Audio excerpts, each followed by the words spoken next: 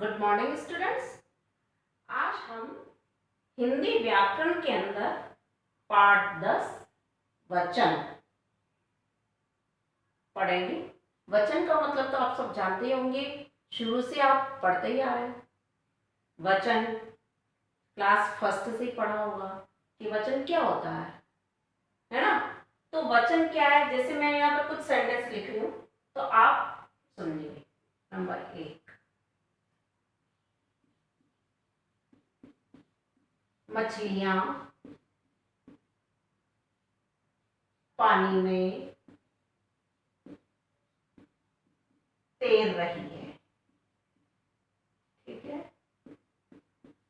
मछलियां पानी में तैर रही है। नंबर 2 सेंटेंस, ग्लास में दूध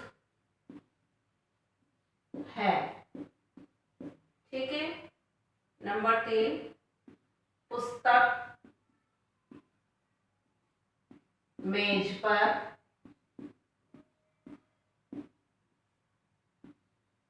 रखी है या पड़ी है। पुस्तक मेज पर पड़ी है। ठीक है। नंबर 4, पेड़ों पर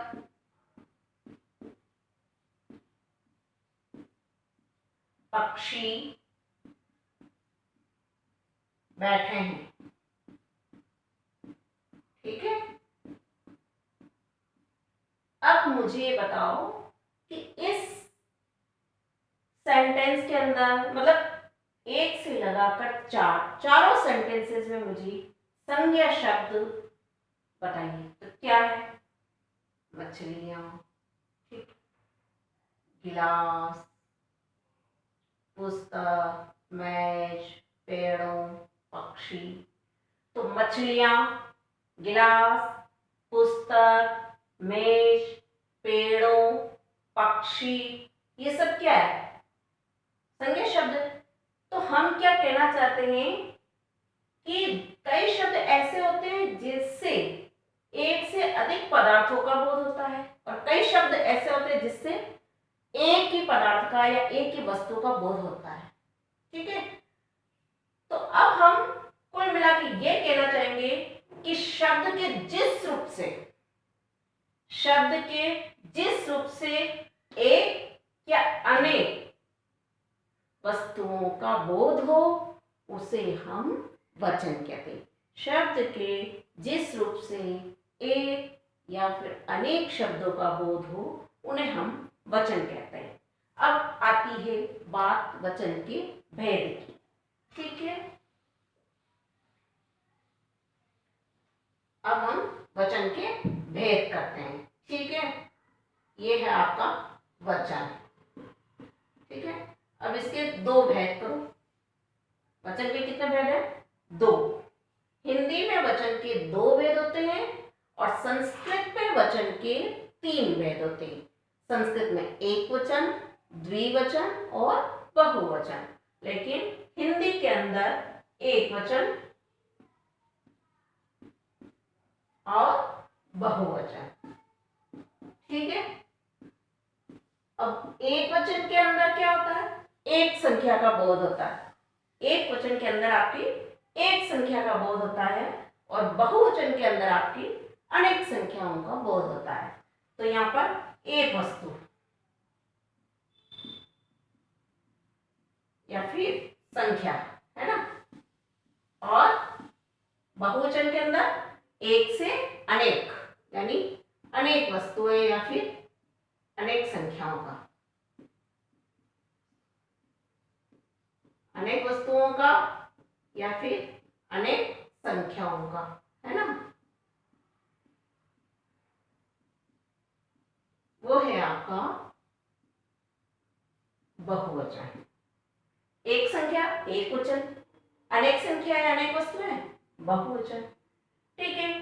अब हम पढ़ते हैं, जैसे निम्नलिखित वाक्यों पर हम ध्यान देंगे। ठीक है।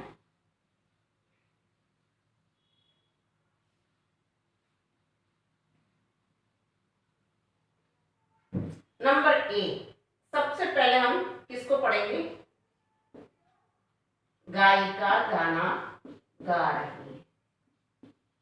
गायिका गाना गा रही है। ओके,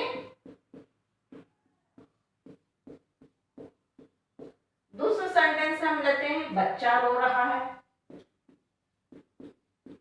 बच्चा रो रहा,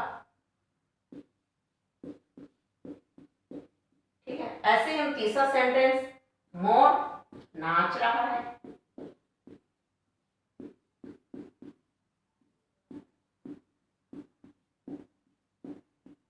ठीक है, गायिका, गाना, बच्चा, मोर। ठीक है, अब गायिका, कितने गायिकाएं गाना गा रहे हैं? तो गायिका गाना गा रही है, एक। कितने बच्चे रो रहे हैं? बच्चा रो रहा है, तो कितने बच्चे रो रहे हैं? एक बच्चा रो रहा है। मोर नाच रहा है, कितने मोर? एक मोर। मोर नाच रहा है। तो इन सेंटेंसेस से हमें पता चलता है, यानी कि शब्द के जिस रूप से एक ही वस्तु, प्राणी, स्थान या पदार्थ का बोध हो, वो है आपका एक वचन। शब्द के जिस रूप से, है ना, एक वचन। तो क्या समझ में आया आपका? शब्द के जिस रूप से,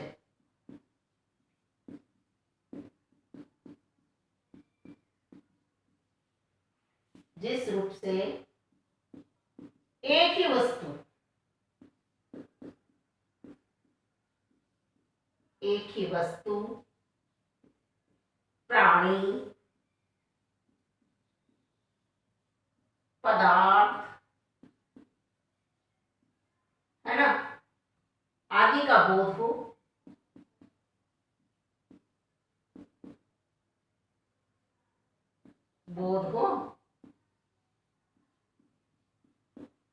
वही आपका एक वचन।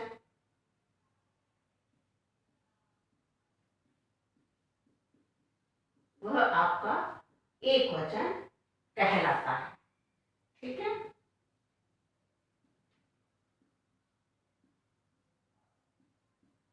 ऐसे ही अगर हम बहुवचन लेते हैं, तो बहुवचन के लिए भी एक वचन सबको समझ में आया कि शब्द के जिस रूप से एक ही वस्तु, एक ही प्राणी, एक ही संख्या, एक ही पदार्थ आदि का बोध हो, वो है आपका एक वचन।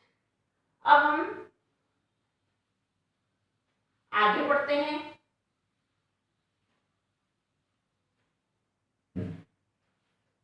अब कुछ सेंटेंसेस हम और लेते हैं, जैसे गायिकाएं गाना गाएं, उसी को हम वापस लेते हैं। गायिकाएं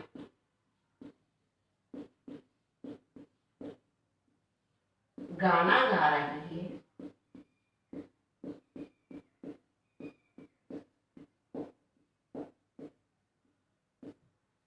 दूसरा सेंटेंस हम लेते हैं, बच्चे रो रहे हैं।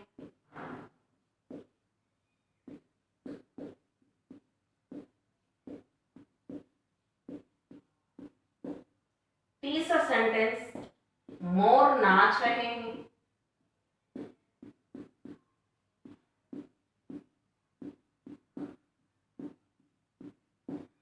देखो, इन बहुवचन की पहचान के लिए हमें एक तो गायिका के स्थान पर गायिकाएं, तो बहुत सी गायिकाएं।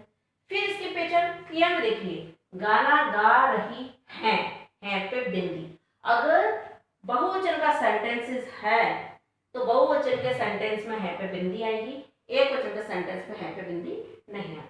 बच्चे रो रहे हैं, तो बच्चे बहुवचन हो गया बच्चा का, और है पे बिंदी। मोर नाच रहे हैं, मोर पहले नाच रहा है तो हमने बिंदी नहीं लगाई है पे, और नाच रहे हैं तो है पे हमने बिंदी लगाई। तो यानी कि मोर यहाँ पर बहुवचन लिखा हमने मोरी है, लेकिन क्रिया से हमें पता चल रहा है कि मोर नाच रहे हैं, तो ये है आपका बहुवचन। तो शब्द के जिस रूप से बहुवचन, शब्द के जिस रूप से, शब्द के जिस रूप से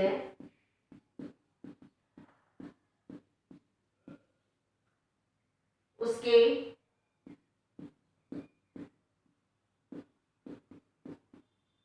एक से अधिक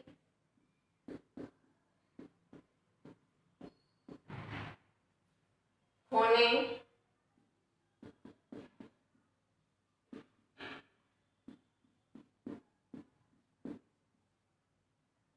का बोध हो,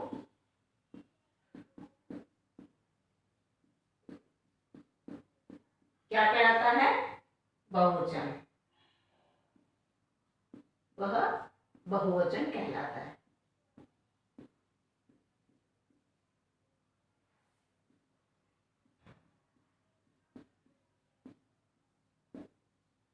ओके, सभी को समझ में आ गया यहाँ तक? अब हम वचन की पहचान के नियम बताते हैं। अब हमें कैसे पता चलेगा कि ये आपका सेंटेंस एक वचन का है, या ये सेंटेंस आपका बहुवचन है, या ये शब्द एक वचन का है, या वो शब्द बहुवचन का है? तो हमें वचन की पहचान करने के लिए कुछ नियम पता करना होगा। ठीक है, अब हम उन नियमों के बारे में पढ़ेंगे।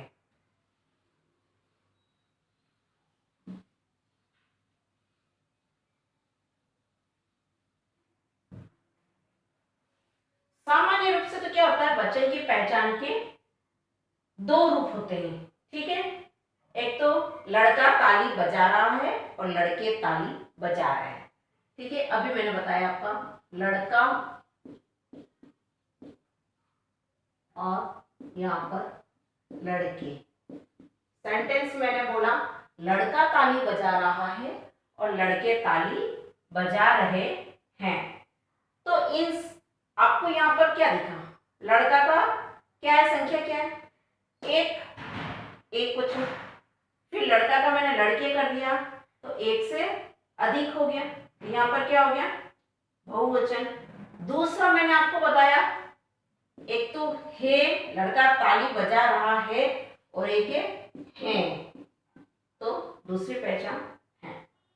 यहां तक सबको समझ में आया? यानी इनकी पहचान संज्ञा या सर्वनाम से होती है। ठीक है, अब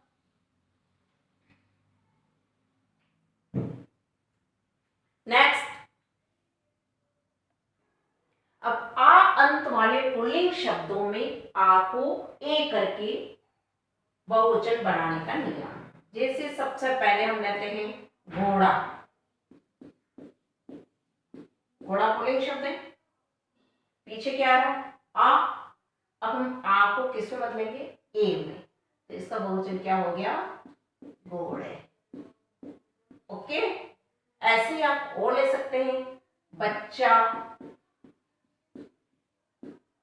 बच्चे, बच्चा पुल्लिंग है। ऐसे ही धागा, धागे। आया समझ में? फिर पोता, पोती, है ना, लोटा, लोटे, ये क्या है? बहुवचन। आ का ए में बदलना। लड़का और ले तो भी देखो, लड़का, लड़की, और ले आप पंखा, पंखे, है ना। और ले सकते हैं हम तोता,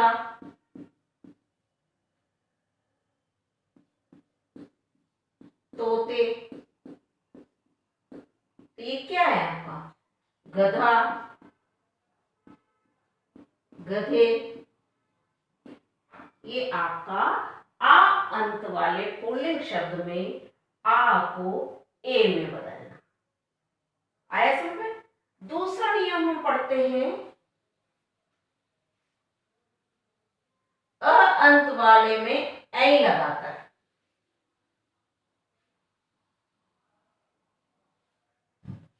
दूसरा नियम क्या है? अ अंत वाले में क्या लगाकर? ऐ।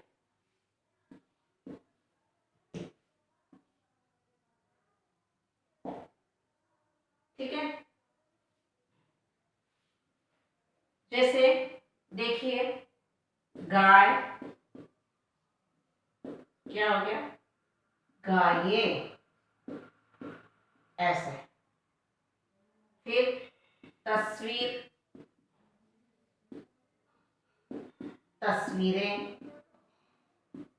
यानी ये ए का मतलब क्या होता है आपका, बिंदी वाला, मतलब जैसे आपकी एक मात्रा और ये बिंदी, ये आपका बनेगा। ओके, समझ में आया। ऐसी सड़क,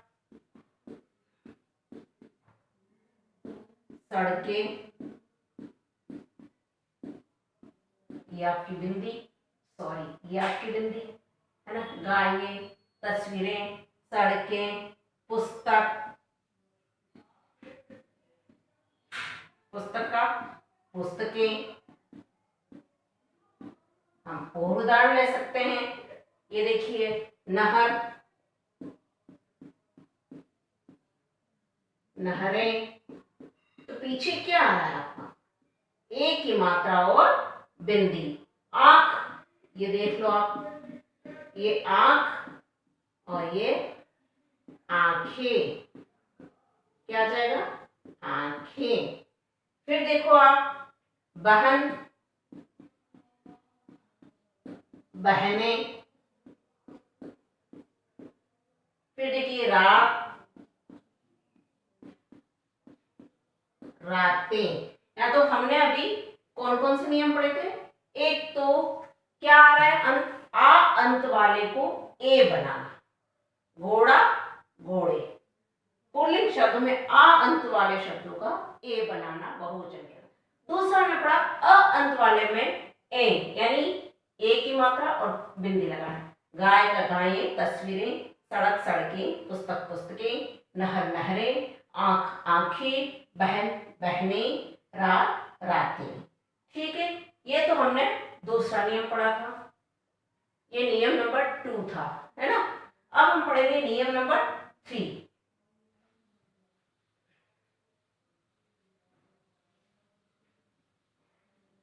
यानी आकारांत स्त्रीलिंग शब्दों में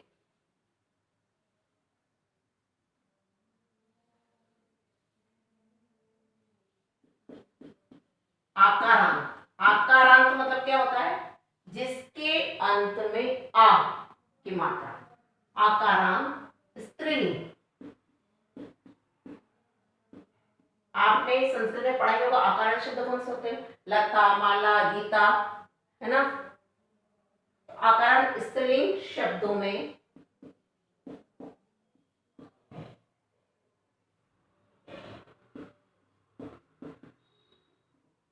आ के स्थान पर,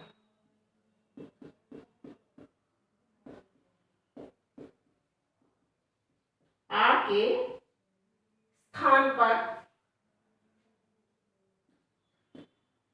एंड, ये वाला,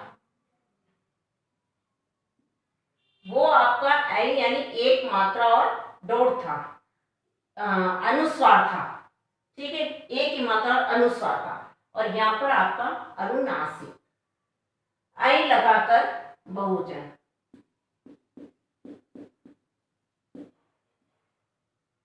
बहुवचन बनाने का ये तो वैसे ही अपन बहुवचन ही बना रहे हैं अभी सभी, बहुवचन। ठीक है, अब मैं बार बार आपको पूरी लाइन नहीं लिख के अ के स्थान पर, आ के स्थान पर आई लगाकर तो इतना ही बताऊंगी। ठीक है, तो आप समझ जाना। ये आपका नंबर 3, कौन सा नियम था, नंबर 3। अब स्त्रीलिंग शब्द में जैसे माता, माता का माताएं, और क्या होता है आकार शब्द, लता, क्या हो गया, लताएं आया। फिर आता है पत्रिका, तो पत्रिकाएं। ठीक है, ऐसे ही आप कन्या,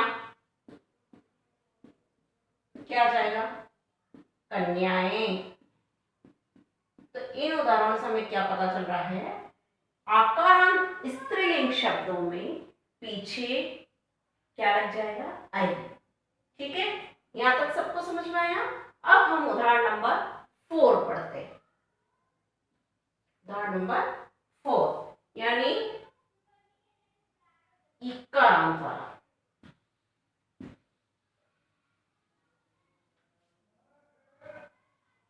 इकारांत स्त्रीलिंग संज्ञा शब्दों में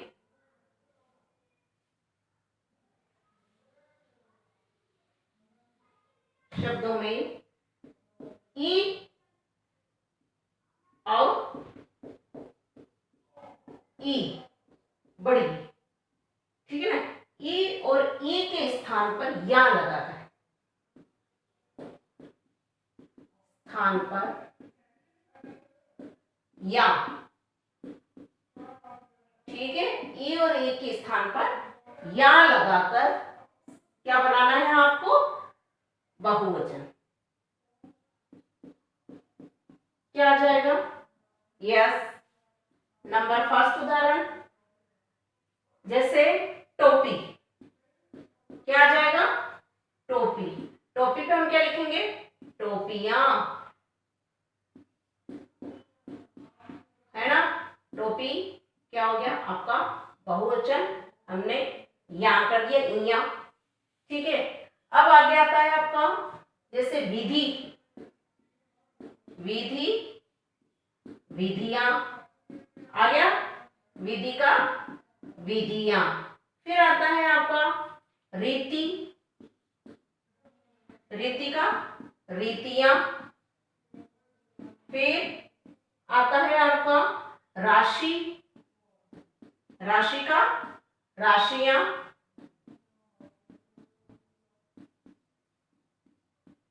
इया, ठीक है ना। और भी देखिए हम तो जाति, जातियां, क्या है आपका, या, क्या है आपका, या। प्रति, तो प्रतियां। समझ में आ गया सबको। ये आपका इकारांत स्त्रीलिंग शब्दों में ई और ई के स्थान पर या लगाकर बहुवचन बनाना है। अब स्टूडेंट्स हम नियम नंबर 5 पढ़ेंगे, या के स्थान पर या लगाकर। जैसे गुड़िया, तो गुड़िया को हम क्या लिखेंगे, गुड़िया। ये हमने या के स्थान पर या यानी ऊपर चंद्र बिंदु आ जाएगा और ये अपना बहुवचन बन जाएगा। ऐसे ही चिड़िया, ओके। फिर आपका आता है डिबिया,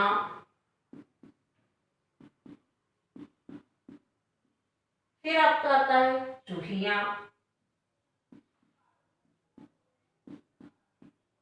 ऐसे ही पुड़िया।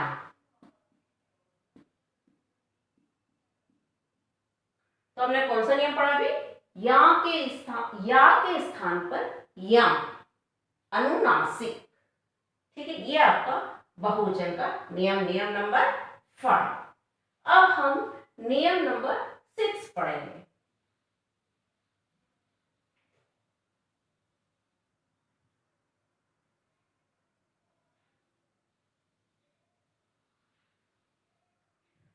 उकारांत,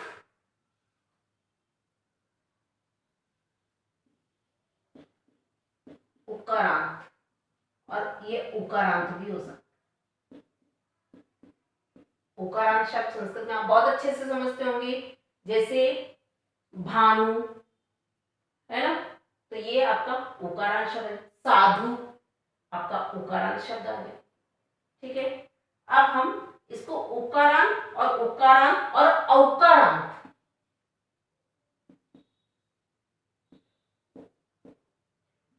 और औकारांत, है ना।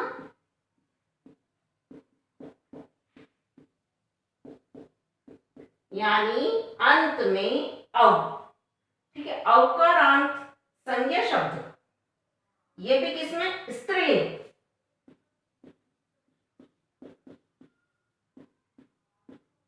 स्त्रीलिंग संज्ञा शब्दों के अंदर अंत में आई जोड़कर बहुवचन संज्ञा बनाते हैं। स्त्रीलिंग के अंत में अंत में हम क्या जोड़कर ऐ।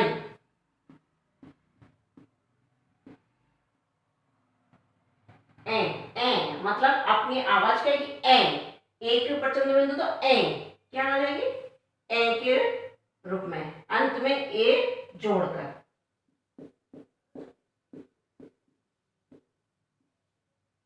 उकारांत उकारांत और औकारांत स्त्रीलिंग शब्दों के अंत में ए अनुनासिक नाक और मुंह ए जोड़कर आपको बहुवचन बनाना है।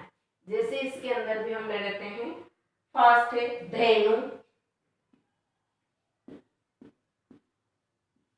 धेनु का क्या बन जाएगा धेनुए। धेनु का क्या बनेगा धेनु है। दूसरा शब्द हम ले लेते हैं बहु, तो बहुए।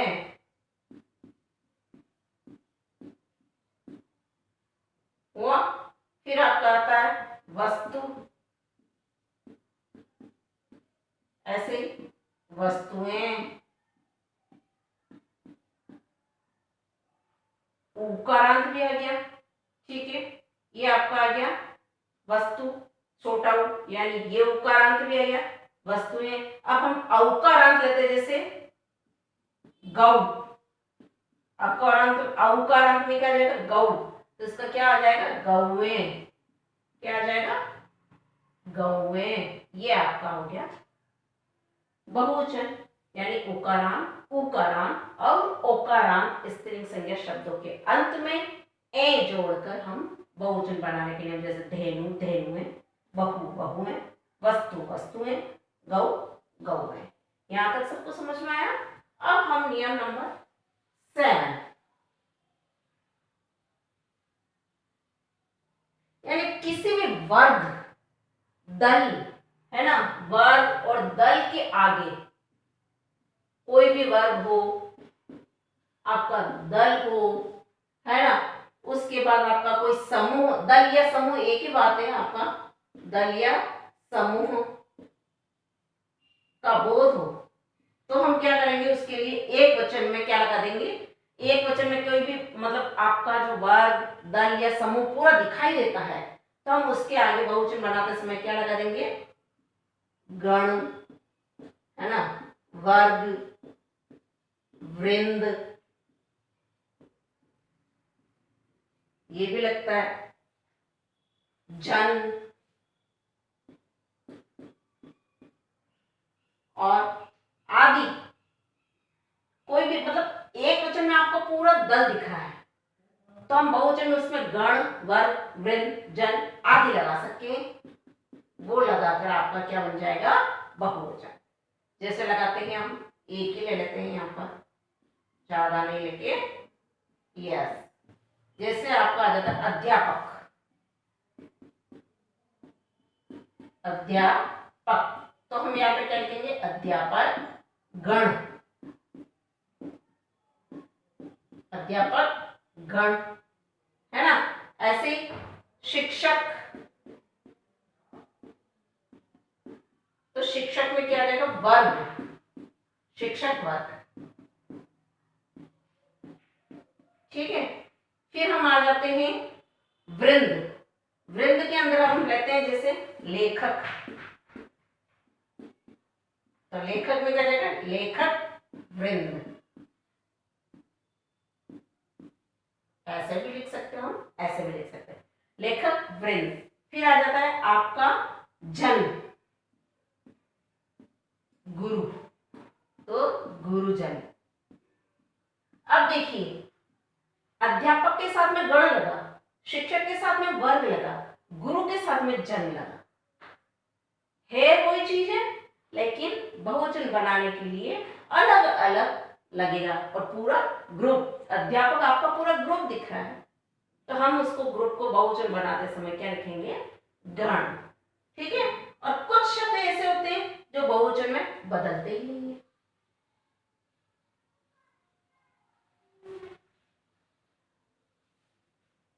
जो सदैव, कुछ शब्द क्या होते हैं जो सदैव आपका क्या होता है मतलब बहुवचन में जैसा लिखा जाता है वैसा वैसे रहता है। जैसे घर का घर ही बोलेंगे, घरों नहीं बोलेंगे, हमेशा बहुवचन।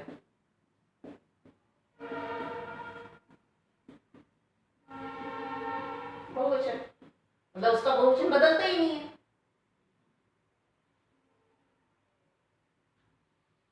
मतलब जैसे घर, घर का घर। अब आप पापा, तो पापा ही लिखेंगे। दादा, दादा ही लिखेंगे।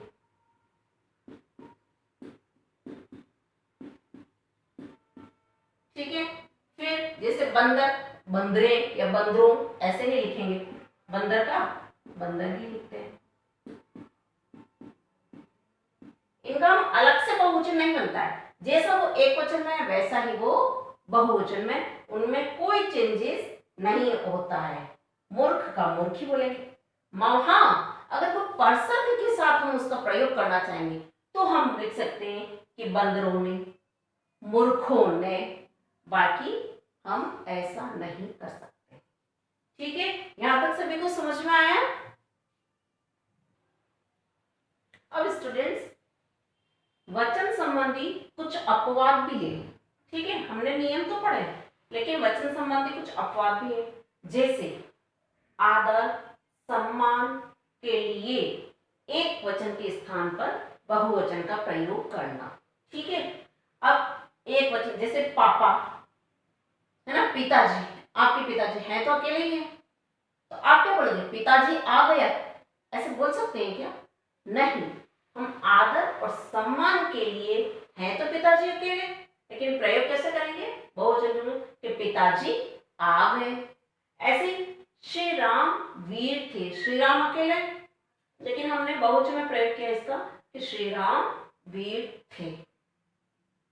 शिवाजी साहसी थे, शिवाजी एक वचन, हमने बोला शिवाजी साहसी थे। तो आदर और सम्मान के लिए हम एक वचन के स्थान पर सदैव बहुवचन का प्रयोग करते हैं। फिर दूसरा आता है अधिकार, अभिमान, है ना, और बड़प्पन दिखाने के मैं के स्थान पर हम का प्रयोग करना। मतलब मैं अच्छा नहीं लगता तो मैं के स्थान पर हम किसका प्रयोग करेंगे, बहुवचन में हम का प्रयोग। जैसे नानी ने कहा हम स्वयं आकर बात करेंगे। ठीक है, अब नानी है तो अकेली, लेकिन उन्होंने क्या बोला, हम स्वयं आकर बात करेंगे, तो क्या होगा, नानी यहाँ पर, हम क्या है यहाँ पर, बहुवचन, हम क्या है यहाँ पर, बहुवचन। तो मैं के स्थान पर किसका प्रयोग करना है, बहुवचन। जैसे अकबर ने कहा अब हमारे आराम करने का समय है, अकबर भी अकेले, अकबर ने बोला अब हमारे आराम करने का समय है। हम, मैं, अकबर अकेला है लेकिन बोल क्या रहा, हमारे। तो समझ में आ गया ना, अधिकार, अभिमान और बड़प्पन के लिए मैं के स्थान पर हम का प्रयोग करना। तीसरा आता है आपका हस्ताक्षर, बाल, प्राण, होश, समाचार आदि के लिए बहुवचन का प्रयोग। जैसे शेर को देखकर मेरे होश उड़ गए, होश, उड़ गए, उड़ गया नहीं बोला, शेर को देखकर मेरा होश उड़ गया ऐसा नहीं बोलकर हमने क्या बोला, शेर को देखकर मेरे होश उड़ गए। ठीक है, दूसरे आपको देखो तो रोगी को, ये शेर को देखकर मेरे होश उड़ गए, भय से मेरे प्राण निकल गए, प्राण शब्द भी बहुवचन। ठीक है, तो ये आपके कुछ अपवाद होते हैं, वचन संबंधी अपवाद। फिर कई एक ऐसे भी आता है कि तू की जगह तुम का प्रयोग। तू सर्वनाम शब्द एक वचन है, तू सर्वनाम शब्द एक वचन है, लेकिन तू की जगह तुम का प्रयोग भी होने लगेगा। जैसे तू कहाँ जा रहा है, तो ये बोलेंगे हमें अच्छा नहीं लगेगा, हम क्या बोलेंगे, तुम कहाँ जा रहे हो, तुम इधर आओ। हम आपको बोलते तो क्या बोलते हैं, तुम इधर आओ ना, या कभी तुम की जगह हम आपका भी प्रयोग करते हैं, तो आप इधर आओ, तो तुम आपका ही पर्याय है। ठीक है, ये है आपके वचन संबंधी अपवाद। अब हम दैनिक जीवन में आने वाले भी बहुत सारे शब्द ऐसे होते हैं जिनको हम एक वचन से बोल, जैसे आप क्या करोगे, बिल्ली, बिल्लियां, साड़ी, साड़ियां, और भी आपके पेन, पेन, पेंसिल, पेंसिलें, है ना, कलम, कलमें, मेज, मेजें, बहुत सारी होती हैं, पंखा, पंखे, गिलहरी, गिलहरियां। तो अब आपको कुछ एक वचन से बहुवचन में बदलने के लिए भी प्रश्न उत्तर दिया जाएंगे और बहुवचन से एक वचन में बदलने के लिए भी आपको वर्ग दिया जाएगा। तो आप बड़े ही शांतिपूर्वक सोच समझकर आप उनके अच्छे से नियम को पढ़कर, नियम को समझकर उसका प्रयोग करेंगे और उसका परिवर्तन करना सीखेंगे। ठीक है, थैंक यू।